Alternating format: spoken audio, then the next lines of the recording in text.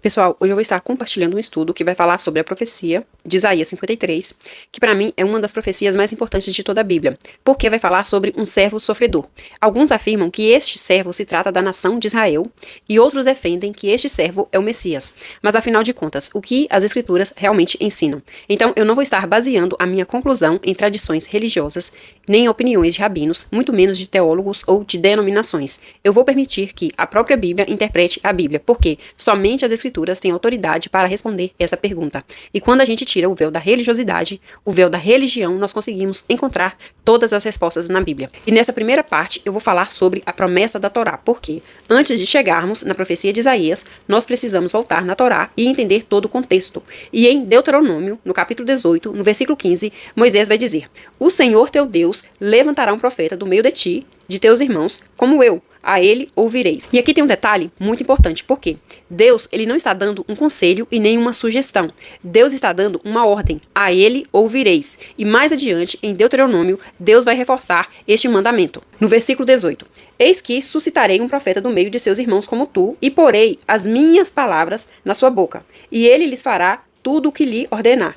E será que qualquer que não ouvir as minhas palavras que ele falar em meu nome, eu o requerirei dele." Ou seja, rejeitar este profeta seria uma rebelião contra o próprio Deus. E este é o mandamento estabelecido pela Torá: ouvir o profeta que Deus enviaria.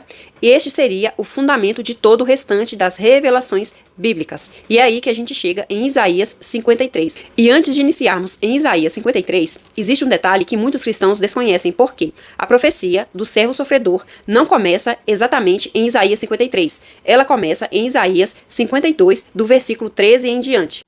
E isso não é uma invenção minha e nem uma invenção cristã, porque os próprios estudiosos judeus reconhecem que a profecia do servo sofredor inicia justamente em Isaías 52, do versículo 13 em diante, que vai dizer: "Eis que o meu servo operará com prudência, será engrandecido e elevado e muito sublime." Curiosamente, antigos intérpretes judeus identificavam este servo como o Messias. E um exemplo disso é o Targum Jonathan, que interpreta o servo de Isaías 52 como o rei Messias. Continuando na profecia de Isaías 52, do versículo 14. "Assim como houve muitos que ficaram pasmados diante dele, sua aparência estava tão desfigurada que ele se tornou irreconhecível como homem, não parecia um ser humano. De igual modo, ele aspergirá muitas nações, e reis calarão a boca por causa dele, pois aquilo que não lhes foi dito verão, e o que não ouviram compreenderão." Aqui no versículo 15 nós encontramos o seguinte: "De igual modo, ele aspergirá muitas nações." E essa linguagem lembra diretamente Ezequiel 36, 25, que vai falar a mesma profecia. Eu vou estar lendo do versículo 24 em diante. "Pois eu os tirarei dentre as nações, os ajuntarei do meio de todas as terras, e os trarei de volta para a sua própria terra. Aspergirei água pura sobre vocês, e ficarão puros, e os purificarei de todas as suas impurezas e de todos os seus ídolos." E é aqui que surge a pergunta: por quê? Se o servo de Isaías 52 é o Messias, por que que muitos afirmam que o servo de Isaías 53 deixou de ser o Messias e passou a ser a nação de Israel? A própria divisão em capítulos não existia no texto original, ou seja, o mesmo servo tem que continuar sendo descrito nos capítulos seguintes. Então agora eu vou estar trabalhando sobre o argumento judaico, porque os rabinos observam corretamente que entre Isaías 41 e 49, Deus várias vezes chama Israel de meu servo. E isso está registrado em Isaías 44, no versículo 1 e 2. "Mas escute agora Jacó meu servo, Israel a quem escolhi. Assim diz o Senhor, aquele que o fez, que o formou no ventre e que o ajudará. Não tenha medo, ó Jacó meu servo, Jesurum a quem escolhi." Então, com base nos textos que eu li, eles concluem que o servo de Isaías 53 também teria que ser Israel, porque, segundo a interpretação deles, os sofrimentos de Israel serviriam para expiar os pecados das outras nações. Porém, existe um grande problema. Por quê? Porque a própria Bíblia afirma repetidamente que Israel sofreu por causa dos seus próprios pecados e não para expiar pecado de outras nações. Ezequiel 39, 23. "E as nações saberão que os da casa de Israel, por causa da iniquidade, foram levados em cativeiro porque se rebelaram contra mim, e eu escondi deles a minha face, e os entreguei nas mãos de seus adversários, e todos caíram à espada." Ezequiel 22, 17. "E veio a mim a palavra do Senhor dizendo: Filho do homem, a casa de Israel se tornou para mim em escória. Todos eles são bronze e estanho e ferro e chumbo no meio do forno. Em escória de prata se tornaram." Jeremias 2,17 vai dizer: "Porventura não procuras isso para ti mesmo? deixando o Senhor teu Deus no tempo em que ele te guia pelo caminho? Ou seja, todos os profetas exporam os pecados de Israel.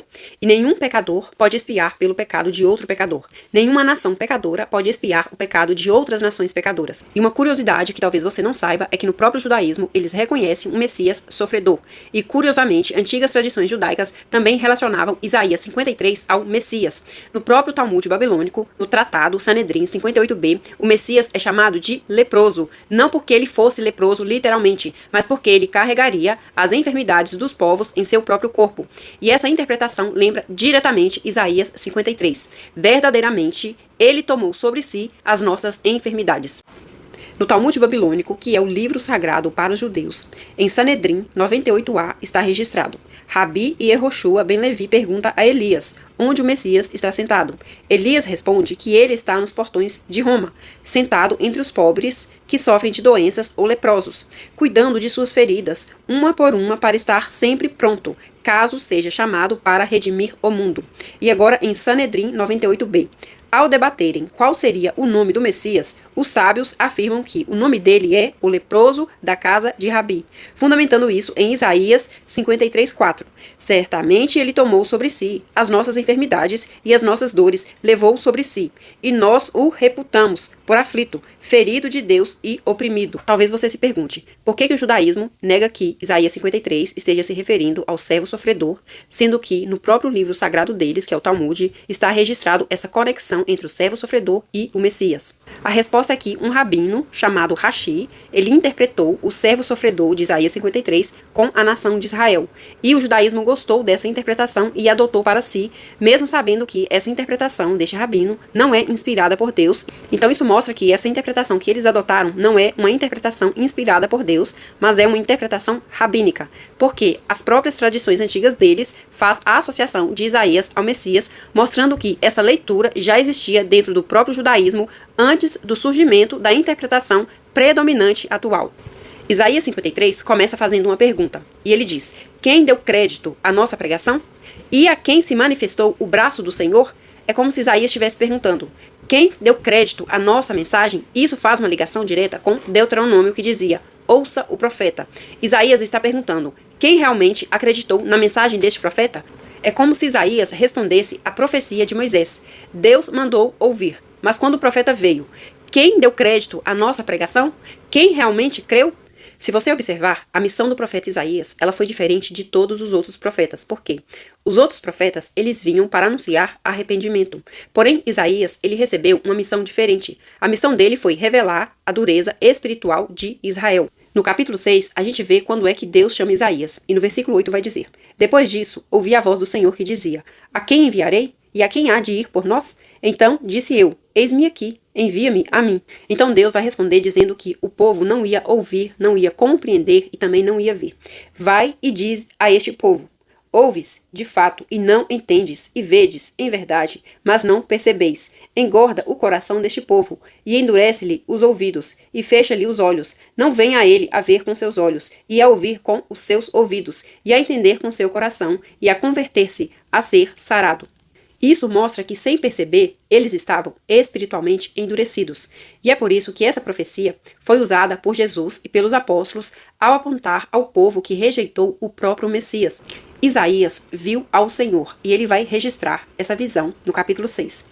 No ano em que morreu o rei Uzias, eu vi ao Senhor assentado sobre um alto e sublime trono, e o seu séquito enchia o templo. Os serafins estavam acima dele. Cada um tinha 6 asas, com 2 cobriam o rosto, e com 2 cobriam os pés, e com 2 voavam. E clamavam uns para os outros, dizendo: Santo, Santo, Santo é o Senhor dos exércitos. Toda a terra está cheia da sua glória. E os umbrais das portas se moveram com a voz do que clamava, e a casa se encheu de fumaça.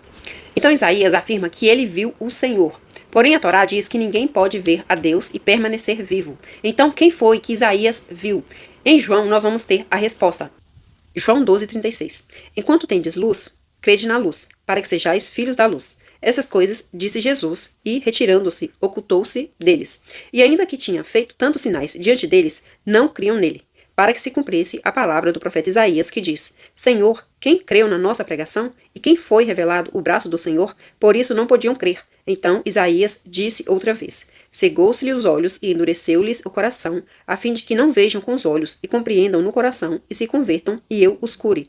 Isaías disse isso quando viu a sua glória e falou dele. Apesar de tudo, até muitos dos principais creram nele, mas não confessavam por causa dos fariseus, para não serem expulsos da sinagoga, porque amavam mais a glória dos homens do que a glória de Deus. Então João, antes de explicar quem foi que Isaías viu, ele fala sobre a visão que Isaías teve, que foi a glória de Cristo. Então Isaías, ele contemplou antecipadamente a glória do Messias, da mesma forma que Jacó lutou com Deus, porque Deus, ele mandou um representante, o anjo da sua face, no Antigo Testamento, e Jacó lutou com este anjo. Da mesma forma, aconteceu com Moisés, quando Moisés disse que falou com Deus, sendo que o próprio Deus disse que ninguém pode ver ele e viver. Então, quem eles viram foi a face do Senhor, o anjo da sua face, que é o Cristo que revela a face de Deus no Novo Testamento.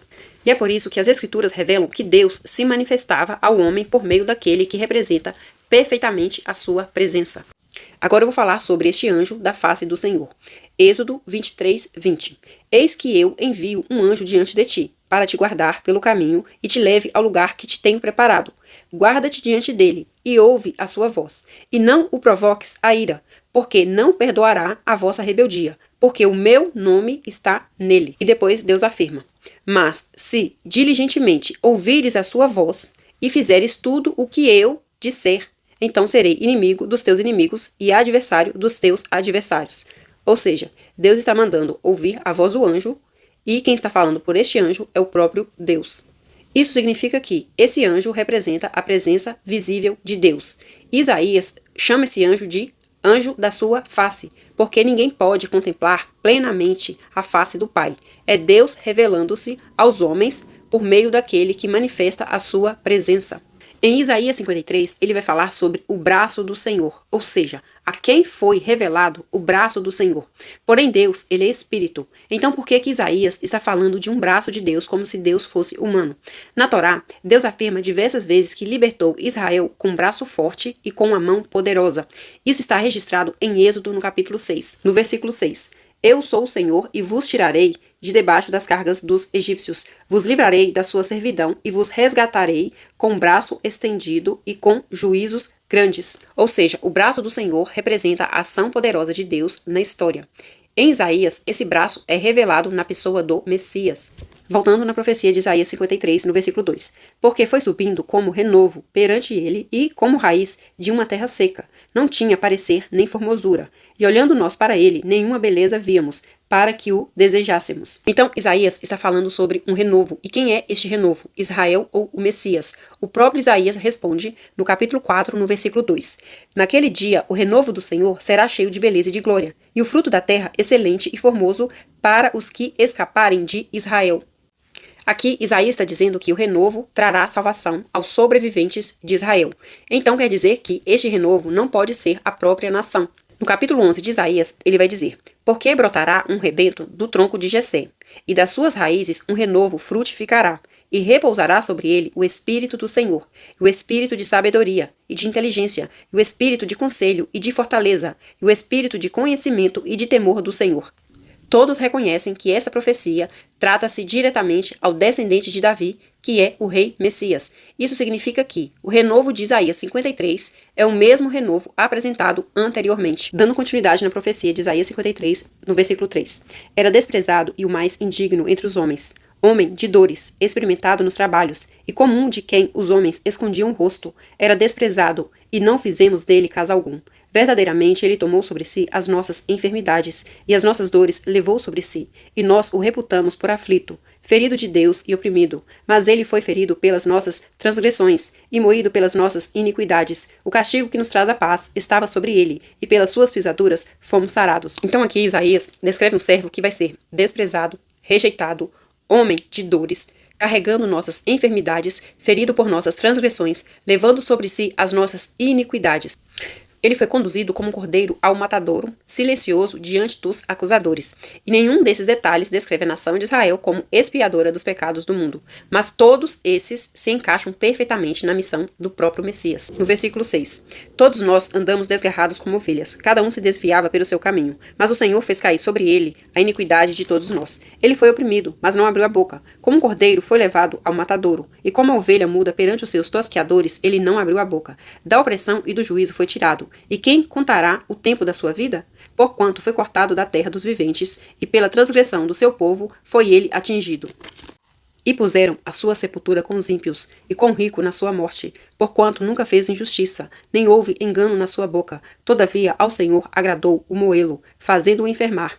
Quando a sua alma se puser por expiação do pecado, verá sua posteridade, prolongará os dias, o bom prazer do Senhor prosperará na sua mão, o trabalho da sua alma ele verá e ficará satisfeito. Com seu conhecimento, o meu servo, o justo, justificará a muitos, porque as iniquidades deles levará sobre si, pelo que lhe darei a parte de muitos, e com os poderosos repartirá ele o despojo, porquanto derramou a sua alma na morte, e foi contado com os transgressores, mas ele levou sobre si o pecado de muitos, e pelos transgressores intercedeu. Então Isaías diz que o meu servo, o justo, justificará a muitos. E a nação de Israel nunca foi chamada de justo no sentido absoluto. Pelo contrário, os profetas denunciaram continuamente os seus pecados. Somente um servo perfeitamente justo poderia carregar os pecados dos outros. E por que o cristianismo vê o cumprimento da profecia de Isaías 53 em Cristo? Porque o Evangelho apresenta Cristo exatamente dessa maneira. Ele é rejeitado pelos líderes, desprezado pelo povo, condenado apesar de ser inocente, crucificado entre criminosos, sepultado no túmulo de um homem rico, intercedeu pelos seus acusadores, e os autores do Novo Testamento veem nesses acontecimentos o cumprimento da profecia de Isaías. E agora eu vou fazer a ligação de Jesus Cristo com o Êxodo, porque, assim como Deus libertou Israel do Egito, Cristo nos liberta da escravidão do pecado. Assim como Deus guiou Israel rumo à terra prometida, Cristo nos conduz o seu povo ao reino eterno. O apóstolo Paulo, em 1 Coríntios, no capítulo 10, vai dizer que a rocha espiritual que acompanhava Israel era Cristo. O Êxodo torna-se uma figura da obra de Cristo, libertação, de provisão, de condução até a herança prometida.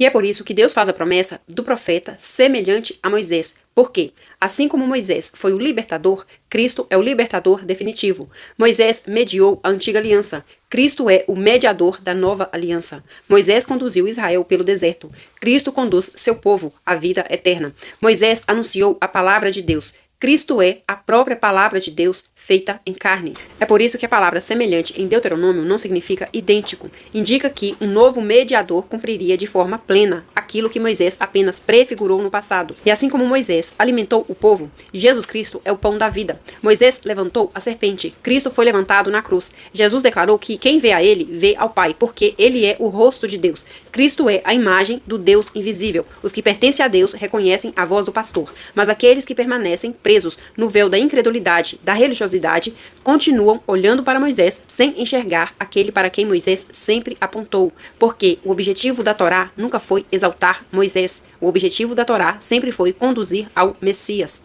E a ordem de Deus não é ouvir rabinos, não é ouvir tradições de homens e também não é para ouvir o Talmud. A ordem de Deus é para ouvir o profeta.